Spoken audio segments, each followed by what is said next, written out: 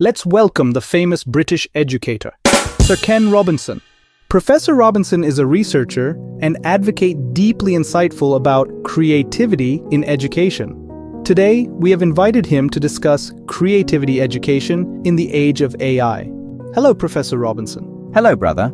Professor Robinson, with the current AI technology pushing people to rethink their capability models, creativity has become a crucial term. As an expert in researching creativity, what's your take on this? Well, I've always believed in the importance of creativity. However, AI technologies like the GPT models make this impact more tangible. I believe that in today's era, creativity in education is as important as literacy and should receive equal attention. And many people talk about creativity. How do you understand it? I think if I had to define it, creativity could be understood as the process of generating valuable original ideas. But simply put, creativity is about establishing new connections, allowing us to see things from different perspectives in new ways.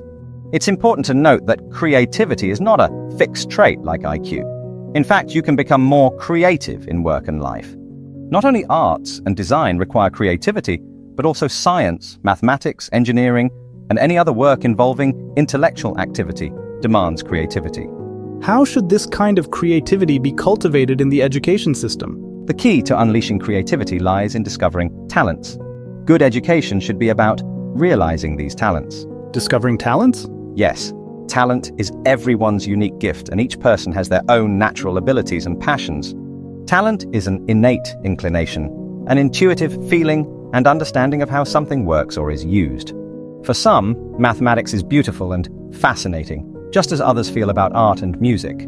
Does everyone have their own talent? I believe so. Every child has enormous potential, often ruthlessly dulled by adults, especially in traditional education systems. Education should be the main way to discover talents, but often it does the opposite. The world is changing faster than at any other time in human history, and current education methods overly emphasize standard answers to problems, underestimating human capabilities. If we continue to educate children in the old way, how can they be prepared for future life? This is a serious issue for all of us. How should this situation be changed? By readjusting the teacher system? That's definitely needed. Without great teachers, there can be no great schools.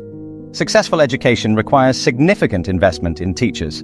The greatest success of a person is when someone appreciates their talent, understands their challenges and abilities. That's why mentors are so significant in many people's lives. Good teachers always understand that their real mission is not to teach subjects, but to educate students. But what teachers teach is also subject to the expectations and demands of schools and parents, right? So more fundamentally, it's about transforming the current educational culture, reshaping our teaching goals and talent assessment standards.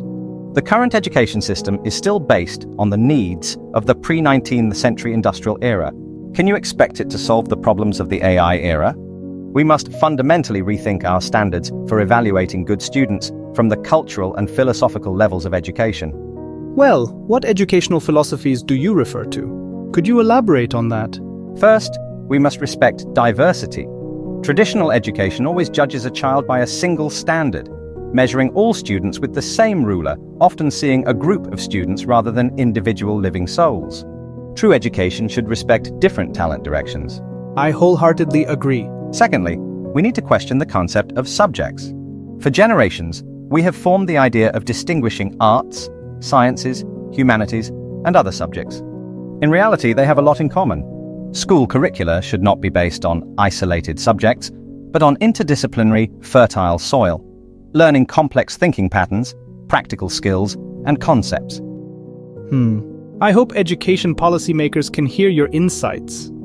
The poet Tagore once said, "Good education is letting everyone step into the river of life without fear." Our task is to comprehensively cultivate children so they can face future society. By the way, we may not live to see that future, but the children will. And what we need to do is help them make a difference in the future.